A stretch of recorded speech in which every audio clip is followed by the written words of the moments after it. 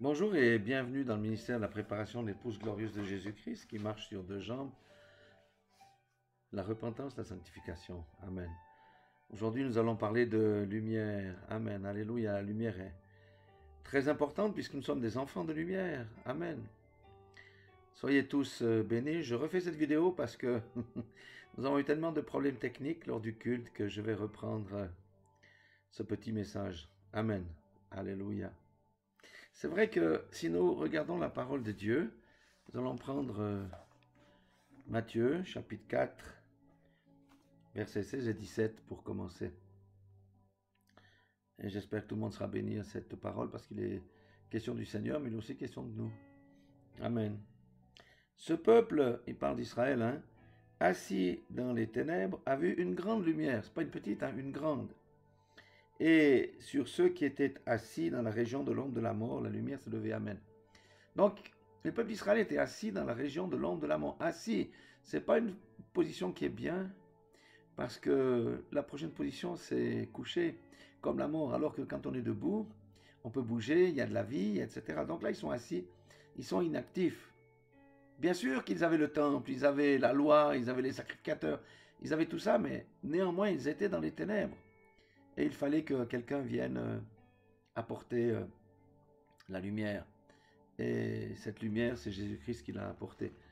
Euh, J'aimerais parler un petit peu d'Israël en disant que moi je bénis Israël. Et tous les chrétiens devraient bénir Israël parce que c'est grâce au verset que je vais lire ici que nous avons pu entrer, nous les gentils, dans Jean chapitre 1er, verset, on va prendre 1 à 4. Hein. Au commencement était la parole, et la parole était avec Dieu. On sait que c'est Jésus. Et la parole était Dieu. Elle était au commencement avec Dieu. Toutes choses ont été faites par elle, et rien de ce qui a été fait n'a été fait sans elle. Amen. En elle, la parole, Jésus-Christ est la parole faite chair, était la vie, et la vie était la lumière des hommes. Donc on voit que la grande lumière qu'ils ont vue, c'était Jésus-Christ, parce qu'il était la lumière des hommes. La lumière, lui, dans les ténèbres, et les ténèbres ne l'ont point reçue. Donc, parce que ils ont refusé Jésus, nous avons eu la chance de pouvoir entrer. C'est pourquoi nous ne devons jamais maudire le peuple juif, le peuple d'Israël, mais on doit plutôt le bénir parce que lui, il est dans les ténèbres alors que nous avons reçu la lumière. Mais il y a eu aussi une parole glorieuse concernant ce peuple, c'est dans Ésaïe 60, verset 1, où il est dit « Lève-toi, sois éclairé, car ta lumière arrive et la gloire de l'Éternel se lève sur toi. » C'est une promesse qui est faite sur Israël, mais nous, pour nous, c'est la même promesse pour l'épouse de Christ, parce que la gloire de Christ doit se lever pour nous à la fin des temps. Si nous regardons la position de l'Église aujourd'hui, elle n'est guère mieux que celle d'Israël au temps de Jésus. Beaucoup de ténèbres sont entrées sur l'Église. Les ténèbres couvrent le monde. Et l'Église a perdu son sel, a perdu sa saveur, a perdu sa lumière. C'est pourquoi nous avons un message de repentance et de sanctification. Et nous allons voir maintenant quelque chose d'assez extraordinaire. Je reviens à Matthieu chapitre 4, verset 17. Vous voyez, et là, il est dit quoi? Dès ce moment, Jésus commença à prêcher, à dire, repentez-vous car le royaume des cieux est proche. Amen. Amen. Alléluia. Donc, avant, il est parlé qu'il est la lumière du monde. Maintenant, il est question d'un royaume. Et le premier message de Jésus était la repentance. Pourquoi ça? Parce que quiconque reçoit la lumière de Christ passe par la repentance. La repentance conduit aux eaux de baptême et introduit dans le royaume. Amen. On n'adhère pas à un royaume. C'est pas comme adhérer à une religion, à une église. On est dans le royaume. Est-ce qu'on peut bâtir un royaume? Non, on ne bâtit pas le royaume. Bâtiment vient de bâtir.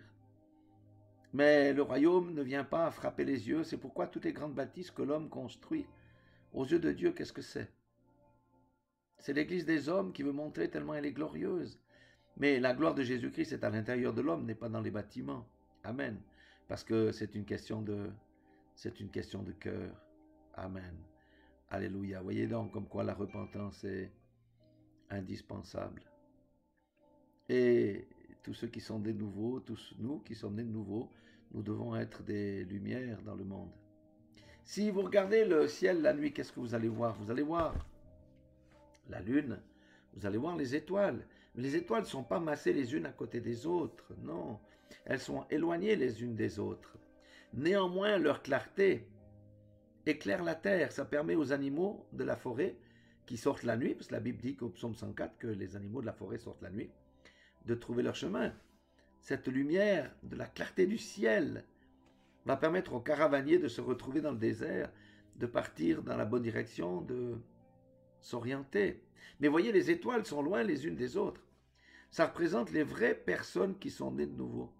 La véritable Église de Christ qui est disséminée et qui éclaire les ténèbres. Parce qu'aujourd'hui, nous vivons dans un monde de ténèbres. Mais la grande masse chrétienne n'éclaire plus le monde. Ce sont des individus ici et là qui sont le reflet de Christ. Vous savez que Christ est la grande lumière, symbolisée par le soleil. Amen. Et la lune, c'est l'épouse de Christ qui doit refléter la lumière de Christ. Amen. Regardez Moïse. Il reflétait la gloire de Dieu à tel point que son visage brillait et il devait mettre un voile devant son visage. Ainsi devrions-nous être dans ces temps de la fin. Amen. Mais je crois que le Seigneur a un plan pour tous ceux qui crient à lui, qui sont fatigués de ce monde, qui sont fatigués de voir la fraude, qui sont fatigués de voir les injustices, qui sont fatigués de voir la destruction de la planète, qui sont fatigués de voir l'homme qui est toujours un loup pour l'homme, l'homme qui oppresse l'homme. C'est ça. Vous savez que Dieu est le Dieu de la veuve et de l'orphelin. Pourquoi? Parce que déjà au temps de Jésus, la veuve et l'orphelin, c'est béni ceux qui sont sans défense. Et on les pillait à cause de la cupidité. Est-ce que ça a vraiment changé aujourd'hui? Non. Cela n'a pas vraiment changé. C'est pourquoi nous devons être des lumières qui éclairons dans ces ténèbres. Amen. Alléluia. Et rappelez-vous d'Israël, la gloire future d'Israël va se manifester et toutes les nations iront à Jérusalem. Alléluia. C'est pourquoi nous devons bénir Israël et les assister dans nos prières. Israël n'a pas été rejeté par Dieu, non. C'est une parenthèse et c'est grâce à leur refus que vous et moi, nous avons pu entrer. Alléluia. Je vous propose d'aller voir un texte de Matthieu qu'on connaît bien, non, dans Luc, pardon, Luc 11, 34. Et vous allez voir que ce n'est pas une surprise. Alors on va commencer par Luc 11, verset 33, pardon. La Bible dit, c'est Jésus qui dit ça, hein? C'est pas à moi. Personne n'allume une lampe pour la mettre dans un lieu caché ou sous le boisseau. Amen. Mais celui qui achèterait une lampe pour mettre la lumière sous le boisseau sera un peu stupide, mais on la met sur le chandelier afin que ceux qui entrent voient la lumière. Amen. Qui est cette lampe? C'est vous et moi, frère. Amen. C'est vous et moi. Et qui c'est qui allume cette lumière? La religion peut allumer sa propre lumière, mais elle ne va pas éclairer le monde comme la lampe de Christ éclaire, parce qu'elle va donner le témoignage de la religion. Mais pour ceux qui sont nouveaux, c'est Christ qui allume cette lampe. Après la repentance, le baptême, c'est la nouvelle naissance. Vous êtes une nouvelle personne. Vous êtes quelqu'un de nouveau. Toutes les choses anciennes sont passées. Et vous êtes destiné à briller dans la pièce pour éclairer tous ceux qui entrent, parce qu'ils sont encore dans les ténèbres. Le monde a besoin de vous, le monde a besoin de moi, le monde a besoin de la manifestation des fils de Dieu. Amen. Mais ici, il va nous dire encore quelque chose. Mais avant de dire quelque chose, on se pose des questions. Comment est-ce que ma lampe brille aujourd'hui? Est-ce qu'elle brille? Est-ce qu'elle est sous le boisseau? Comment brille-t-elle? Vous savez que le royaume, ce n'est pas les bâtiments. Le royaume, ça vient de l'intérieur, parce que nous sommes le temple de Dieu. Et ce que nous avons à l'intérieur de notre cœur, si nous avons Jésus-Christ, ça doit transparaître à l'extérieur sous forme de lumière, avec les paroles que nous prononçons, avec les actes que nous posons, avec les comportements que nous manifestons. C'est ça. Un religieux, il aura toujours l'apparence du religieux, une belle apparence des actes, de ce qui fait que c'est un religieux, qu'on va savoir. Mais le fond du religieux, comment il est pourri. Jésus a dit des pharisiens qu'ils étaient des tombeaux blanchis, beaux à l'extérieur, mais pourris à l'intérieur, des ossements sans vie. Mais si nous avons Jésus-Christ, le Dieu vivant, dans notre cœur, nous devons manifester cette vision. Et je crois que nous allons entrer dans ces temps comme ça.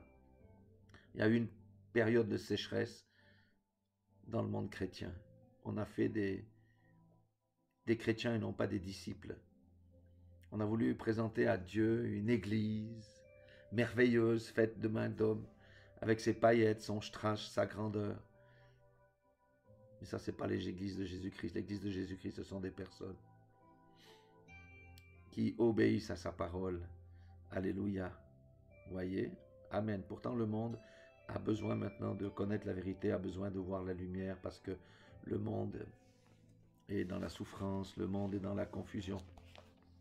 Si je prends la deuxième partie ici, Luc 11, verset 34 maintenant, c'est intéressant, parce que maintenant on voit qu'il donne plus de précision. Ton œil est la lampe de ton corps. Ah, ton œil est la lampe de ton corps. L'œil, c'est la vision de près, la vision de loin. C'est pour ça que je porte des lunettes, parce que mes yeux ont été endommagés à cause de l'ordinateur et tout ça. J'ai une bonne vision de loin, mais je n'ai pas une bonne vision de près. C'est la même chose avec la vision spirituelle. Quelle est l'acuité de ta vision spirituelle? Est-ce que tu as le discernement des choses? Que regardes-tu avec ton œil? Parce que ce que tu regardes va impacter ta vie.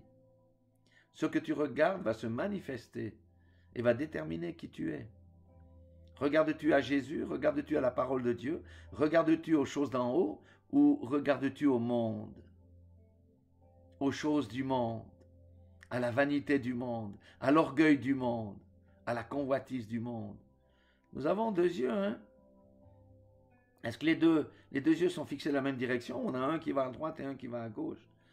Jésus appelle ça les tièdes qu'il vomira de sa bouche. C'est ça que Dieu dit. Et il dit, ton œil est la lampe de ton corps. Lorsque ton œil est en bon état, tout ton corps est éclairé. Mais lorsque ton œil est en mauvais état, ton corps est dans les ténèbres. Si quelqu'un a un œil en mauvais état, il sera dans les ténèbres et la lumière de Christ, même s'il se dit chrétien, ne pourra pas resplendir au travers de lui. C'est pour ça qu'il dit au verset 35, prends donc garde que la lumière qui est en toi ne soit ténèbres. Amen. Si donc tout ton corps, ça veut dire toutes les parties de notre corps, de notre âme, hein, est éclairée, n'ayant aucune partie dans les ténèbres, il sera entièrement éclairé, comme lorsque la lampe t'éclaire de sa lumière. Amen. Nous devons tout soumettre à notre Seigneur et Sauveur Jésus-Christ. Tout. Mais nous vivons dans un monde difficile. Nous devons tout soumettre à notre Seigneur et Sauveur, parce que lorsque nous le laissons vivre en nous pleinement, sa lumière s'exprime et ça va toucher les cœurs. Il y a peu d'ouvriers dans la moisson. Pourquoi? Parce qu'il y a trop peu de lumière. Amen. Il y a beaucoup de ténèbres dans le corps de Christ aujourd'hui. Il faut que vraiment nous comprenions la dimension de ce qui est dit ici. Encore une fois, ce n'est pas aller à l'église, ce n'est pas montrer quelque chose, porter une croix ou je ne sais pas quoi, qui fait de vous un chrétien. Et du reste, le Seigneur n'a jamais dit d'aller faire des chrétiens, il dit d'aller faire des disciples. Et ce qui caractérise les disciples, c'est une vie d'obéissance à la parole de Dieu, la marche dans la sainteté, dans la sanctification. Et lorsque quelqu'un tombe, il a un avocat auprès du Père pour confesser ses péchés lui sont pardonnés. Amen. Donc, c'est ça qui est vraiment très important, c'est où nous regardons. Vous voyez, je vais vous exprimer peut-être une autre, pas une parabole, mais une image pour montrer ce que nous devons être et ce que nous devons faire attention. C'est comme un grand barrage. Vous voyez, par exemple, le Nil, hein, c'est un grand fleuve qui traverse le désert, qui charrie le sable, etc. Il y avait le grand barrage d'Assouan. Alors, je ne connais pas la hauteur, je vais dire n'importe quoi. Peut-être qu'il avait 230 mètres de haut, ce barrage. Donc, au début, il y avait 230 mètres d'eau. Mais au fur et à mesure des années, le sable est venu de 200, comme j'ai dit, 230 mètres de haut. Ça va descendre à 210, à 190, à 180, à 170, à 160 mètres, à 150 mètres, à 100 mètres, à 80 mètres, à 40 mètres, à 30 mètres d'eau. Parce que le sable s'est accumulé et il a chassé l'eau. Amen. Rappelez-vous du premier amour. On était tous en feu pour le Seigneur. L'Esprit de Dieu était puissant en nous. Amen. Mais à force de regarder les choses du monde, à force de prêter nos oreilles aux choses du monde, nous nous sommes fait envahir et le Saint-Esprit a été chassé, qui représente l'eau. Or, l'eau, c'est la vie. Amen. C'est pourquoi c'est important de nous couper de ces choses-là aujourd'hui. Ce n'est pas le Conseil fédéral, ce n'est pas un gouvernement qui doit dicter notre agenda. C'est la parole de Dieu, c'est Christ. Cessons de porter nos oreilles vers le Covid, vers les vaccins, toutes ces choses-là, ce sont des pertes de temps. Nous sommes dans un autre royaume. Nous ne sommes pas régis par ces lois terrestres-là. Non. Fixons nos regards où? Sur Jésus-Christ, la parole le dit. Ayons les regards fixés sur Jésus-Christ. Amen. Alléluia. Je vais lire une parole, du reste, c'est dans, si je prends ma Bible, dans Jacques 1, verset 25. Il dit, mais celui qui aura plongé les regards dans la loi parfaite, la loi de la liberté. Vous savez qu'en Christ, nous avons la liberté, mais tout n'est pas utile. Et qui aura persévéré. La persévérance est une notion étrange aujourd'hui dans le discours du corps de Christ. Comme la sanctification, la repentance. Ce sont des mots qu'on n'aime pas entendre. Pourtant, il dit qu'il aura persévéré, n'étant pas un auditeur oublieux. Ça veut dire qu'il aura écouté la parole et qu'il les met en pratique. Mais se mettant à l'œuvre, celui-là sera heureux dans son activité. Amen. Plutôt que de plonger nos regards dans les séries Netflix, dans les nouvelles du monde, dans les journaux People, dans toutes ces choses qui nous souillent, portons les regards sur Jésus, dans la loi parfaite de l'amour. Amen. Alléluia. Hébreux 12, 1 dit la même chose. Il dit même que nous donc, ça veut dire moi, vous et moi, aussi, puisque nous sommes environnés d'une si grande nuée de témoins, rejetons tout fardeau et le péché qui nous enveloppe si facilement. Lorsqu'on n'a pas les yeux, les regards sur Jésus, sur la parole, sur Dieu, le péché va nous envelopper si facilement. C'est déjà pas facile quand on a les regards dessus, mais lorsqu'on n'a pas les regards sur Christ, le péché va nous emporter. Mais ça ne sera pas mon cas au nom de Jésus. Et il dit, courons avec persévérance dans la carrière qui nous est ouverte, ayant les regards sur Jésus, le chef et le consommateur de la foi. Amen. Cessons de porter nos yeux, nos regards sur le monde, sur les élections, sur le Covid, sur la crise économique, sur le chaos qui va venir. Est-ce que c'est quelque chose d'étonnant pour vous et pour moi? Non, le Seigneur a annoncé toutes ces choses. Cessons de prêter l'œil là et les oreilles à cela, parce que si nous écoutons les choses du monde, c'est l'incrédulité qui va venir. Mais si nous portons nos regards sur Jésus, sur la parole de Dieu, c'est notre foi qui va grandir. Amen. Vous savez, lorsque quelqu'un est touché par la lumière, il y a un changement. J'écoute peu la radio, mais j'ai entendu hier, alors que j'allais chercher ma fille à la gare, c'est une professeure, je ne sais pas si on dit professeur, dans le domaine médical, qui a fait des études sur les expériences de mort imminente. Donc les gens ne sont pas morts, ils ont vu le grand tunnel avec la lumière. Elle dit, les gens ont vécu ça de manière différente, mais tous ceux qui ont été proches de la lumière, quand ils sont revenus, leur vie n'a plus été la même.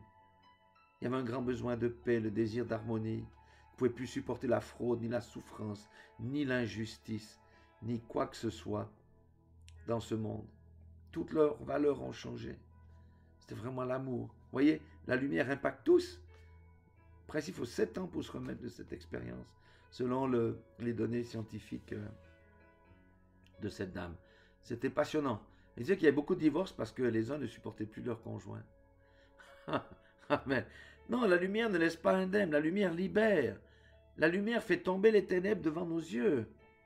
Alléluia. C'est du reste ce à quoi nous appellent Paul et le Seigneur. Dans Actes 26, 18, il dit, mais je t'envoie afin que tu leur ouvres les yeux pour qu'ils passent des ténèbres à la lumière et de la puissance de Satan à Dieu, pour qu'ils reçoivent par la foi en moi le pardon des péchés et l'héritage des sanctifiés. Ça, c'est notre travail. Nous pouvons encore le faire, mais nous savons que nous sommes dans le filet, que le filet se resserre et que de plus en plus, même les médias sociaux font tout pour noyauter la parole des chrétiens. C'est une réalité. Je vais dire des disciples. Amen. Jésus l'avait prévu dans Jean 9, 9,4, il dit, il faut que je fasse ces œuvres. Tandis qu'il est jour, la nuit vient où personne ne peut travailler. Nous allons aller vers la nuit. Il ne nous restera plus que les regrets. Parce que les ténèbres couvrent la terre, elles deviennent de plus en plus épaisses. Et les persécutions vont arriver. Et si quelqu'un ne s'est pas préparé, il va rétrograder. Le Fils de l'homme a dit, je reviendrai sur la terre, mais trouverai-je la foi? Si je ne me suis pas préparé, comment est-ce que je vais tenir dans ces périodes de persécution? Et le Seigneur dit que la moisson est grande, il y a peu d'ouvriers, mais vous et moi, chacun d'entre nous qui sont nés de nouveau, qui font partie de l'Église de Jésus-Christ, L'église de Jésus-Christ, il n'y a pas besoin de porter un nom, c'est l'église de Christ, point. Tous ceux qui lui appartiennent, tous ceux qu'il a marqués de son nom en tant que brebis, toutes ces brebis qui entendent le son de sa voix et qui obéissent à sa voix et qui le suivent. Amen. C'est le temps de la préparation. Bientôt, on ne va plus pouvoir rien faire. Amen. Alléluia. L'heure est sérieuse. Mais voyez, je suis une étoile. Et l'ensemble de mes frères et des sœurs, on est la lune. Quand il y a la pleine lune, elle éclaire. Et même, je suis une étoile qui éclaire. Amen. Pourquoi? Parce que j'ai la lumière de Christ en moi. J'ai la lumière de Christ en moi. C'est la parole qui le dit. Si Christ est la lumière, si j'ai la lumière de Christ en moi, il faut bien que j'éclaire. Je suis une lampe qui doit éclairer. Amen. C'est ça. Vous voyez? Comment brille ta lumière? Elle brille beaucoup ou c'est un lumignon qui fume? Si c'est un lumignon qui fume, sache que Jésus a dit que il n'éteint pas le lumignon qui fume. Ça veut dire quoi? Je lui donne une seconde vie, un second souffle. Si la lumière ne brille pas, va à Jésus. Repens-toi. Demande-lui de souffler sa lumière sur toi et ton lumignon va reprendre vie, va devenir une belle flamme. Amen. Nous sommes dans ces temps-là. Nous sommes véritablement dans ces temps-là où nous devons briller de mille feux. Nous devons briller là où Dieu nous a postés, Dieu nous a placés. Je ne sais pas si on se rend compte de... On a tout faux au fil des siècles. Le but, c'était d'amener quelqu'un à croire Christ, à avoir le salut, puis après à vivre sa vie. Ça, c'est pas l'évangile. C'est un autre Jésus. C'est un autre salut. C'est un autre salut. Le salut doit se manifester dans la vie du chrétien. Même la nature attend avec un ardent désir la manifestation des fils de Dieu. Alléluia. Alléluia. Je dois croître, je dois grandir, et mon vieil homme doit diminuer, je dois grandir. Les temps sont courts. Je veux porter mes regards vers l'auteur et le consommateur de ma foi, Jésus-Christ.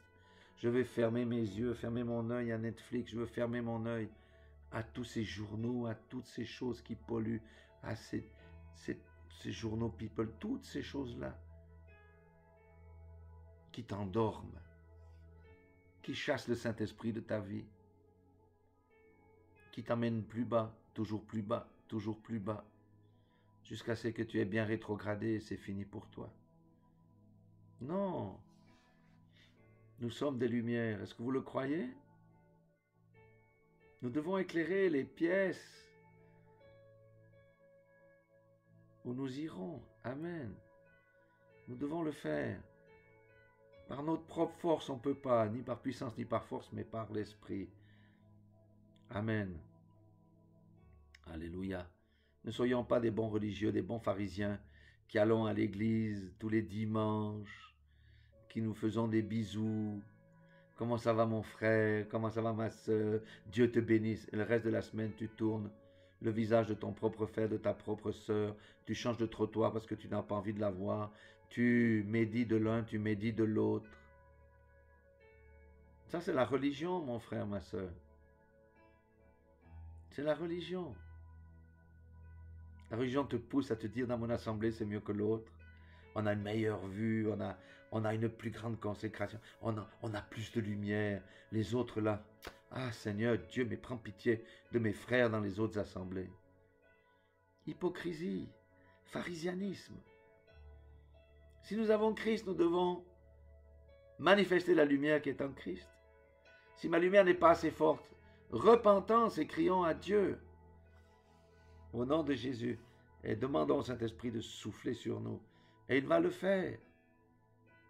Pourquoi le monde est dans les ténèbres aujourd'hui? Parce que l'Église est inexistante.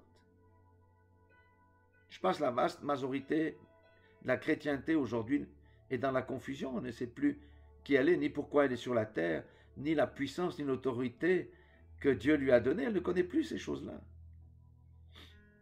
C'est pour ça que Dieu appelle individuellement et il a des ministères pour sonner la trompette.